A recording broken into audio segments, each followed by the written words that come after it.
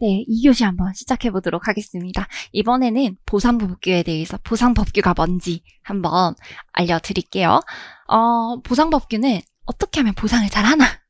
그런 것들에 대해서 이제 배워보는 건데, 자, 공용수용입니다. 공용수용은 어떤 국가사업이나 필요한 그런 사업을 하기 위해서 어떤 사람의 재산권을 취득을 하게 됐을 때 어떻게 보상을 하고, 이런 것들에 그런 것들에 대한 내용이라고 볼 수 있겠죠. 네. 자, 일단 공익사업의 준비입니다. 먼저 어떤 마을이 이렇게 있어요. 마을이 이렇게 있는데 여기를 관통하게끔 고속도로를 뚫는다고 생각을 합시다.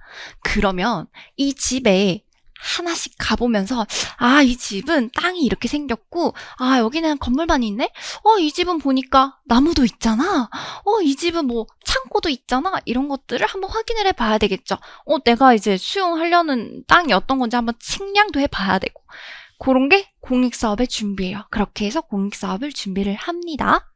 해서 이제 가는 거죠. 김영감, 제가 여기 도로를 뚫을 건데 우리 협의 한번 합시다. 제가 1억 드릴게요. 집 파실래요? 김영감이, 그래? 1억이면 이 초가집 괜찮지? 팔 수도 있고. 아니, 이 사람아, 이게 지금 얼마짜린데 지금 너가 1억 주고 가져간다 그러냐? 절대 안 된다. 이럴 수도 있죠. 그렇게 해서 일단 협의를 한번 해봅니다. 전협의라는 이름은 사업 인정 전에 하는 협의라고 전협의예요. 그래서 이때 협의가 만약에 성립을 하면 협의 취득을 하면 되는 거고요. 근데 이때 성립을 하지 못하면 사업 인정으로 넘어갑니다. 사업 인정은 사업 시행자가요, 일정한 요건을 갖춰서 국토교통부 장관에게 신청을 하는 거예요. 사업 인정은 그래, 이 공익사업이 토지나 건물, 지작물 이런 것들이 있죠. 토지 등을 수용하거나 사용하는 사업으로 인정해주겠다라고 하는 게 사업 인정이에요. 그럼 사업 인정을 받고 그래도 한 번 더 인도적으로 물어봅니다. 사업인정 후에 하는 협의죠. 김영감, 내가 사업인정 받아서 네 거 뺏어갈 건데 그래도 혹시 한 번 더 협의할 생각 없냐? 내가 3억 줄게. 이랬을 때 김영감이 3억이면 그래 내가 팔겠다 하시면 협의 취득으로 가는 거죠. 협의해서 취득을 하는 거. 근데 만약에 그것도 절대 안 된다. 이거는 갑으로 내려오는 집이고 어쩌고 저쩌고 절대 안 된다. 이러면 재결을 하게 됩니다. 재결은 조서에 김영감 내 땅, 김영감 내 집, 뭐뭐뭐뭐 수용한다, 땅땅땅 하고 오케이 하는 게 재결이에요. 그리고 보상금은 얼마다, 이렇게. 재결은 내 눈에 흙이 들어가도 절대 이 집 못 준다 이렇게 하는 분께 그냥 흙을 뿌리고 가져가 버리는 게 재결입니다. 그래서 재결을 거쳐서 누구누구의 재산을 얼마나 수용을 하고 돈을 얼마나 줘서 보상할 거다라고 해서 손실보상이 들어가게 되는 거죠. 이게 공용수용의 그냥 개관이에요. 이게 다예요. 근데 이 재결도 가끔씩 이럴 수가 있잖아요. 김영감이 자기 거 뭐만 이제 예를 들어 사용을 한다고, 수용 또는 사용이 다 되거든요. 근데 이제 사용만 한다라고 재결서를 받았는데 실제로 일이 진행되는 걸 보니까 수용도 하고 사용도 하고 둘 다 하는 거예요. 그러면 이 재결서가 구체적이지 않네? 처음에 했던 말이랑 다르잖아? 이랬을 때 권리구제 받을 수 있어요. 위법한 재결에 대해서 마찬가지로 손실보상을 받았어요. 그래서 처음에 1억 준다 해서 안 팔았어. 3억 준다 해서도 안 팔았어. 손실보상에서 예를 들어 3억 5천이 나왔다고 칩시다. 너무 낮은 거예요. 이 돈을 어디 가서 새로운 집도 못 산다고 쳐요. 예를 들어. 그랬을 때 보상금 올려달라고 우상금, 증감, 청구소송 이런 것들이 있을 수 있어요. 이게 공용수용의 체계도고요. 시험 문제는 준비할 때, 협의할 때, 사업인정, 후협의, 재결, 보상, 권리구제까지 각각 골고루 나옵니다. 자, 전협의와 후협의의 차이점을 간략하게 설명해 드리면요. 전협의는 항상 해야 돼요. 그래도 사업인정 받기 전에 한번 해라 이런 거고, 후협의는 전협의가 성공이 되면 후협의는 생략해도 됩니다. 그리고 전협의를 했더라도 원한다면 또 해도 됩니다. 그런 거예요. 그래서 생략할 수 있고 또 하고 싶으면 또 해도 되고 이런 위치에 있다라고 생각을 하시면 될 것 같습니다. 자, 그러면 우리는 어떤 게 수용의 목적물이 되는지 간단하게 한번 볼까요? 자, 수용의 목적물은요, 토지보상법 제3조에 규정이 되어 있어요. 여기 한번 보시면 첫 번째, 토지 및 이에 속하는 소유권 외의 권리. 예를 들어 토지가 있어요. 여기 집이 있어요. 그러면 이 토지도 보상 대상이 되고요. 예를 들어 이 토지에 구분지상권이 있다고 쳐요. 뭐 이렇게 송전탑이 있고 이렇게 막 지나가요. 그럼 구분지상권 뭐 어떤 한전이 예를 들어 쓰고 있다 쳐요. 그럼 그 한전한테도 보상을 해주는 거예요. 그 소유권 외의 권리까지. 그리고 두 번째, 토지와 함께 공익사업을 위해서 필요한 임목 건물, 그 밖에 정착된 물건이나 이 소유권 외의 권리라고 되어 있는데 이것도 마찬가지로 지작물이라고 통칭을 해요. 땅 위에 있는 어떤 지작물들이라고 하는데 집도 지작물에 해당하겠죠? 거기 옆에 딸려있는 건물, 지작물에 해당하겠죠? 비닐하우스도 그럴 수도 있고, 그 다음에 비닐하우스인데 뭐 이렇게 너무 가설건축물 같은 그런 거 말고 진짜 농업에 쓰시는 그런 것들, 그리고 예를 들어 축사 이런 것들도 지작물에 해당하고요. 그냥 널빤지 같이 생긴 건데 이것 내가 옮겨갈 거다 하면 이것도 그 보상 대상에 해당하고요. 울타리 이런 것들도 다 보상 대상에 해당합니다. 자, 그리고 세 번째, 각종 권리들이에요. 광업권, 어업권, 양식업권, 물 사용에 관한 권리. 광업권은 여기서 광산 잘하고 있었는데 공익사업에 수용이 되면 더 이상 광업을 못 하잖아요. 거기에 대한 보상. 그다음에 또 어업권도 마찬가지로 뭐 물고기 잘 잡고 있었는데 거기에 이제 도선 사업을 하게 되면서 맨날 페리가 지나다녀요. 그럼 물고기 못 잡겠죠, 거기서. 그 어업권, 양식업권도 마찬가지. 물 사용에 관한 권리는 예를 들어 내가 10년 동안 이 댐을 세워서 여기 하천에 물을 쓰기로 했어요. 근데 갑자기 다른 사업이 진행되면서 그 물을 더 이상 못 쓰게 된 거예요. 그런 경우에 이제 물 사용에 관한 권리까지 보상 대상이 돼요. 그리고 또 토지에 속한 흙돌, 모래, 자갈 이런 것들도 다 보상 대상이 됩니다. 근데 이거 말고도 사실 너무나도 많은 물건들이 있잖아요. 그래서 보상 범위라든가 대상은 다툼의 대상이 되겠죠. 법에는 없는데 이것까지 해줘야 되는 거 아니야? 하는 것들이 꽤나 많아요. 그래서 보상법만 약간 딱 개별적으로 이제 문제가 나온다고 하면 보상의 범위라든지 여부라든지 이런 것들이 이제 문제가 되는 경우가 꽤나 많습니다. 자, 손실보상의 범위를 조금 더 시각적으로 한번 설명해 볼게요. 그래서 어떤 것들이 보상 대상이 되는데 이건 실무랑도 이어져요. 실무에서 이 보상 대상들의 가격을 각각 내잖아요. 그죠? 법규에서는 이게 다툼이 있을 경우에 어디까지 보상 범위가 대상이 된다 혹은 이걸 보상을 해주는 목적과 취지는 이거다. 이런 것들을 우린 배울 거예요. 자, 마을에 4가족이 살았어요. 근데 요만큼 수용이 된 거예요. 이분은 요식업을 하세요. 그죠? 그러면 더 이상 요식업을 못하게 되는 권리, 영업권 같은 거, 그런 것들을 보상을 해줍니다. 이분은요, 농사를 지으면서, 요걸로 합시다. 농사를 지으면서 살았어요. 그러면 더 이상 농사를 못 짓죠. 농업손실보상 들어갑니다. 이분은요, 물고기 잡고 살았어요. 그랬을 때 어업손실보상 들어가게 됩니다. 마찬가지로 이분들이 사시던 땅, 집, 인목, 나무, 농작물 이런 것들 다 보상 대상이 됩니다. 마찬가지로 또 얘네들이 삶의 터전을 다 뺏긴 거잖아요. 그러면 어떻게 해야 돼요? 기존의 삶을 조금 더 회복시켜줘야 되겠죠. 그런 경우에 이제 이분들이 바깥으로 이주해서 살 집 하나 만들어줄 거고요. 가서 잘 정착하라고 다양한 돈이나 대책 같은 걸 수립해줍니다. 그게 이주대책, 주거의 전비, 이주대책 세운 절로 이제 이사 안 갈 거다 그러면 돈으로도 대신 이주 정착금 이런 것들도 이제 막 주기도 합니다. 그런데 이 4가족이서 너무너무 친했는데 하필 얘만 수용이 안 된 거예요. 얘 혼자 그러면 덜렁 남아있어요? 너무 슬프잖아요. 그럴 때 소수 잔존자들 보상도 해줍니다. 그리고 또 여기 이렇게 공익사업이 되면서 예를 들어 너무 시끄럽게 됐어요.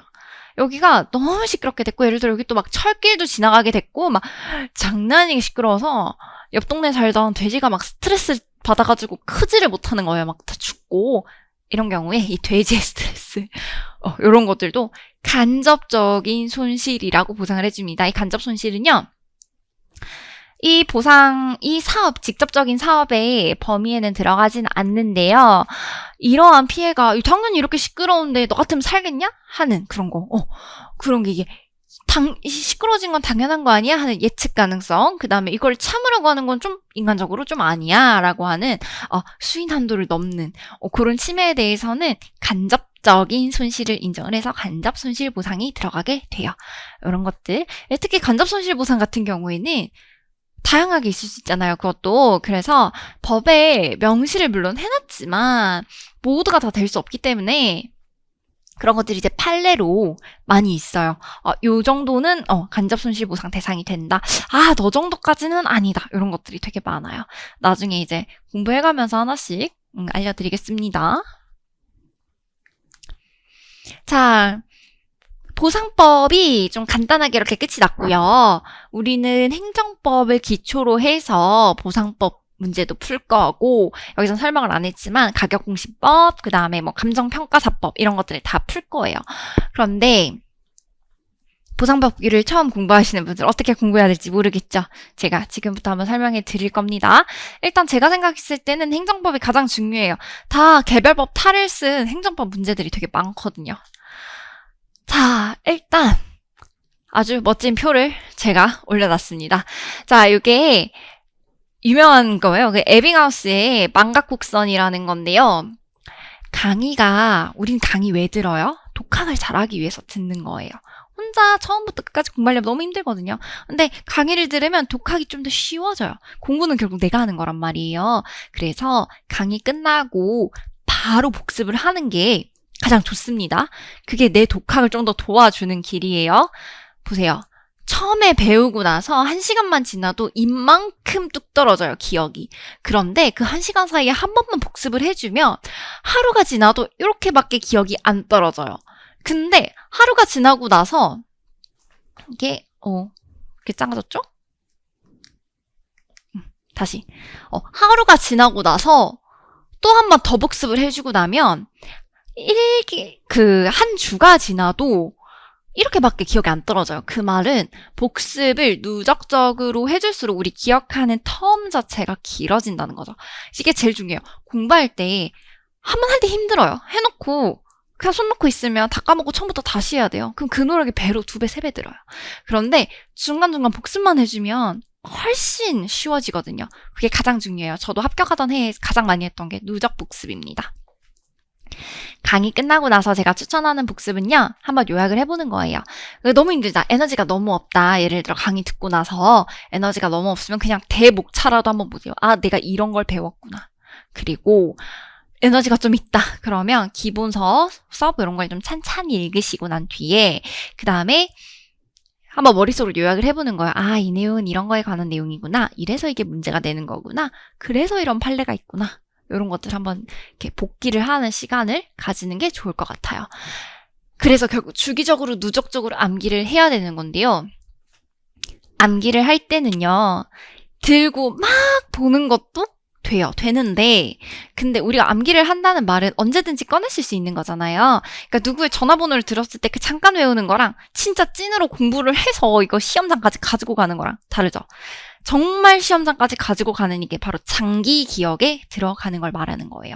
장기 기억에 넣는 게 이제 다양한 방법들이 있죠. 계속 보고 외우는 거, 써보는 거부터 시작해서 뭐 이미지화하는 거, 이거 다양한 방법으로 장기 기억화를 할 수 있는데 가장 좋은 방법은요, 인출을 하는 거예요. 꺼내보는 거예요. 계속 보고 있을 때 내가 다 외운 것 같죠. 근데 꺼내보면 눈 감고 생각해보면 안 나올 때도 있어요. 그게 가끔씩. 그죠? 근데 연구를 해봤더니 인출을 할 때, 내가 기억을 꺼냈을 때, 그때가 가장 장기 기억으로 많이 들어가요. 그래서 인출하는 게 정말 중요해요. 그래서 100날 책 읽어봤자, 백지복습 한번 내가 꺼내보고 기억해내보는 거는 못 당해요. 그래서 저는 백지복습을 너무나도 추천합니다. 근데 혼자 하려니까 힘들죠? 제가 강의 시간에 퀴즈라던가 빈칸이라던가 뭐 그런 다양한 자료들을 통해서 백지복습 한번 도와드리도록 하겠습니다. 근데 꼭 제가 하는 게 아니더라도 스스로도 충분히 백지복습은 할 수 있어요. 쓸 게 너무 많아서 손목이 아프다. 그러면 타이핑을 치셔도 되고요. 내가 그날 외운 것들을 백지에다가 써보는 건 너무너무 중요합니다. 특히 강의는 듣고 있으면 되게 공부한 것 같거든요. 10시간 강의 들으면 내가 10시간 공부한 것 같은데 머릿속에 그 10시간이 다 남을까요? 안 남아요. 안 남기 때문에 항상 바로 복습하고 외운 거 꺼내보고 이런 걸 해야 돼요. 제가 이제 퀴즈를 내고 소위 말하는 숙제들을 낼 건데요. 그런 것들은 다 이런 망각곡선에 기반한 가장 효과적인 그런 누적 복습을 할 수 있는 커리큘럼으로 구성을 해봤습니다. 자, 그러니까 일단 실강은 빠지시면 안 돼요. 자, 그리고 수업 전 퀴즈 빠지지 않기. 이게 아까 제가 실강 빠지지 말라고 했던 말이랑 일맥상통하는 건데 집에서 하셔도 되고요.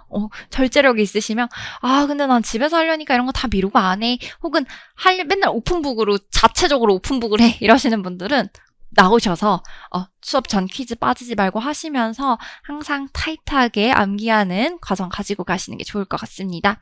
나중에 한꺼번에 암기하려고 하면 너무 힘들고 스트레스 받아요. 그래서 공부할 때 처음부터 암기하시는 걸 추천드려요. 자, 그리고 마지막으로 적어놓은 게 제가 거시적으로 보고 위치 파악하기라고 되어 있어요. 이게 뭐냐면 아까도 잠깐 언급하긴 했는데 법규 공부를 하다 보면 길을 잃을 때가 많아요. 이게 왜 나오지? 갑자기 공부하다가 약간 이거 왜 나오지? 이럴 때가 있거든요. 헷갈릴 때가 있어요. 그럴 때마다 항상 법 조문 같은 걸 보면 위에 제목도 있고요. 몇 장 이렇게 제목도 있고 마찬가지로 서브나 기본서 이런 거 보면 큰 제목들 있죠. 아니면 소제목들 있죠. 이런 것들을 보면서 내비게이팅을 항상 해야 돼요. 내가 어디에 있다. 이런 걸 항상 아셔야 돼요. 그래서 내가 지금 이게 권리구제 파트에서 이걸 공부하고 있구나. 이거 내가 지금 무슨 보상 파트에서 하고 있구나. 뭐 헷갈리다. 이게 간접손실 보상 파트에서 내가 이걸 하고 있구나. 항상 그 위치를 캐치를 하시면서 길을 잃지 않으면서 공부를 하시는 게 중요합니다. 이렇게 안 하고 그냥 쭉 아무 생각 없이 따라가면 머릿속에서 다 꼬여요. 그러니까 항상 위치 파악하시는 거. 자, 그리고 암기를 하실 때요. 우리 시험은 100분 안에 모든 걸 다 쏟아부어야 돼요. 그래서 긴장하거나 아니면 좀 갑자기 생각이 안 나서 버벅거리면 이게 조금 치명타거든요. 근데 정신이 없는 와중에도 나를 이끌어주는 거는 두 문자밖에 없어요. 그래서 제가 두 문자 따는 것도 일이잖아요. 제가 다 따드릴 테니까 따드리고 제가 쉽게 외울 수 있게 해드릴 테니까 잘 따라오셔서 두 문자 달달달달 외워서 우리 시험장 가서 빨리 합격해보도록 하겠습니다. 자, 네 번째는 문제 풀이 및 답안 작성 방법인데요.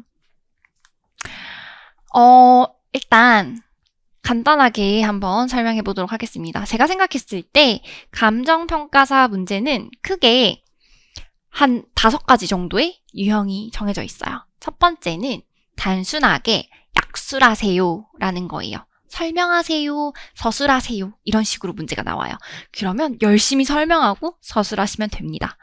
보통 10점 분량으로 나오거든요. 자, 우리가 100점이라고 하면 요거 설명할게요. 자, 우리는 100분에 100점을 푸는 문제예요. 그러면 1점에 1분이라고 그냥 생각하시면 되거든요. 10점은 10분 안에 풀어야 되겠죠? 그래서 스탑워치 10분 맞춰놓고 푸는 거예요. 법규는 10점이라 함은 최소 문단이 4개에서 6, 아니죠. 자, 다시 더하기 4개에서 2개 해서 6개까지. 그러니까 4개에서 6개까지.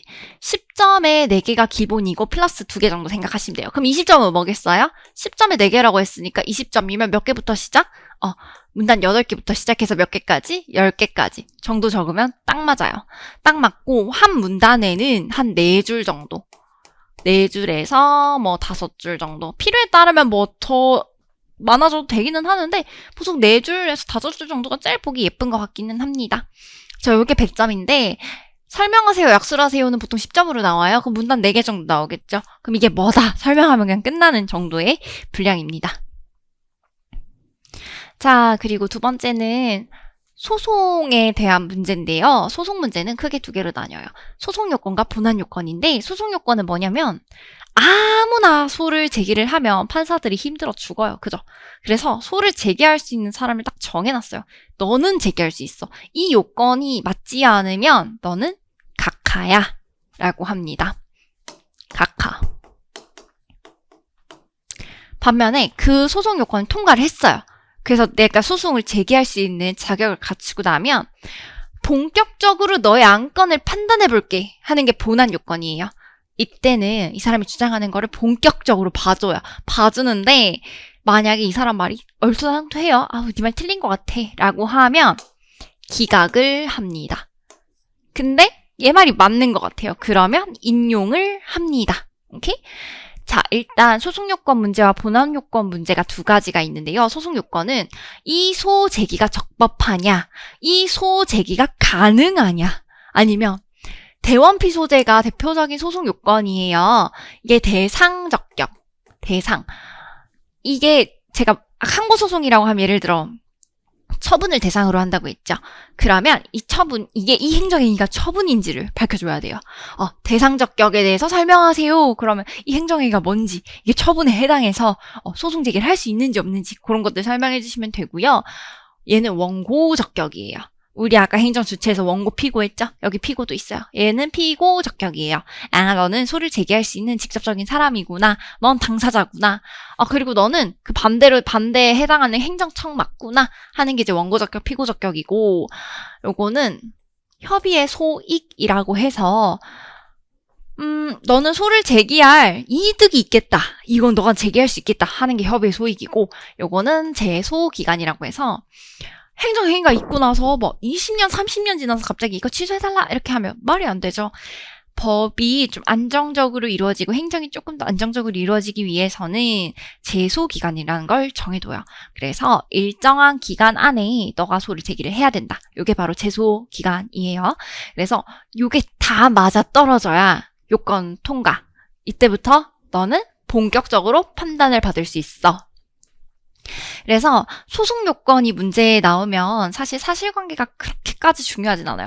쉽게 풀 수 있어요. 금방금방 보고 대상되는 사람 보고 원고 누군지 피고 누군지 이렇게 딱딱딱딱 보고 그냥 푸시면 돼요. 그리고 제소기간 이런 것들도 사실 정해져 있거든요. 법에 며칠 안에 제기해라. 그 날짜만 잘 보시면 돼요.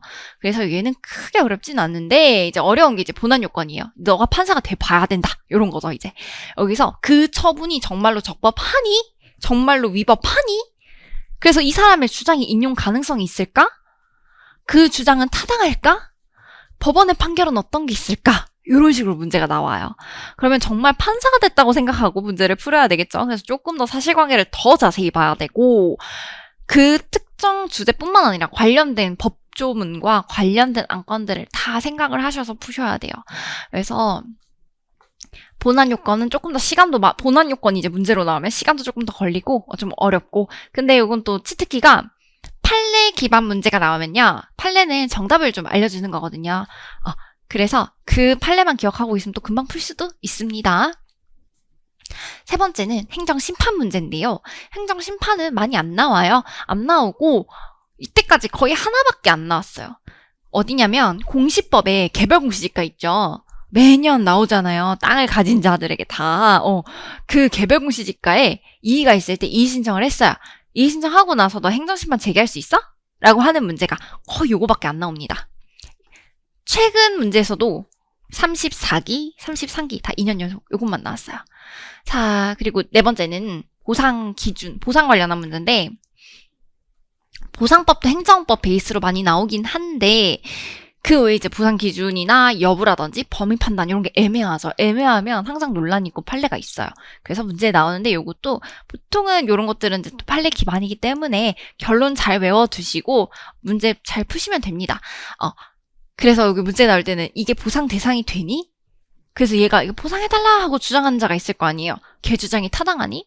보상 금액이 지금 낮다고 막 그러는데 여기에 대해서 너 어떻게 생각하니? 이런 것들 그런 것들에 대해서 이제 판단을 하는 그런 문제고요. 다섯 번째는 순수 판례 문제예요. 순수 판례 문제는 우리가 그렇게 중요하다고 생각하지 않았던 부분에서 나오는데 결론을 알면 풀고 모르면 못 푸는 문제예요. 그래서 이게 약간 노다지긴 하죠. 어떻게 보면. 이게 판례만 잘 알면 누구보다 우위에 설 수 있는데 판례 모르면 정말 이거 뭘 묻는지도 모르겠고 진짜 어렵다 하는 그런 문제가 있을 수 있어요. 자, 그래도 이런 모든 문제를 풀 때 가장 중요한 거는 법조문이에요. 우리 시험은 범위가 넓긴 한데 법에 모든 게 다 근거가 있어요. 그래서 항상 법전 들고 다니시면서 법이랑 친해지셔야 돼요. 그래서 법조문에서 항상 답을 찾으시면 되고요. 두 번째는 법조문의 해석이 좀 애매한 경우에 판례들이 많아요. 그래서 법조문에 애매하게 쓰여 있을 때 이걸 구체적으로 이 말은 이걸 뜻해 라고 하는 것들이 판례로 많이 남아있거든요. 애매한 게 당연히 다툼이 많으니까 판례도 많겠죠. 그래서 법조문을 우선적으로 생각하시고 보충적으로 판례를 생각하시면 됩니다. 그다음에 문제 풀 때 항상 제일 중요한 건 이제 사안포섭인데 이건 뒤에 가서 또 자세하게 설명해 드릴게요. 사안포섭은 뭐냐면 결국 문제를 풀 때 모두가 적는 그 분량이나 문단의 구성이나 이런 건 비슷해요. 시중에 서브들이 다 비슷하고 기본서가 비슷하기 때문에 다 비슷하게 적는데 이제 점수 차이가 나는 친구들은 사안포섭을 잘하면 차이가 나요. 저도 사안포섭을 잘하고 난 뒤로부터 이제 조금 더 법규 점수가 잘 나오기 시작을 했거든요. 사안포섭은 구체적으로 그래서 이 문제를 너 어떻게 해결할래 하는 거예요. 그래서 예를 들어 A가 문제가 돼 라고만 얘기하는 게 아니라 A랑 관련해서 그 위에 문제에 뭐 개별적인 사안들이 있으면 그런 걸 다 포섭해서 설명을 해주는 거죠. 그래서 이게 더 문제가 되고 이런 경우는 이렇게 해결하고 그래서 조금 더 개별 구체적으로 답안을 작성해 주는 게 사안 포섭입니다. 근데 이것도 약간 루틴이 있어요. 그래서 제가 이따가 알려드리겠습니다. 이게 대표적인 유형이라고 보시면 돼요. 그래서 우리 잠깐 쉬었다가 예를 들어 어떤 유형들이 기출에 나왔는지 한번 보도록 하겠습니다. 네, 잠깐 쉬다 가시죠.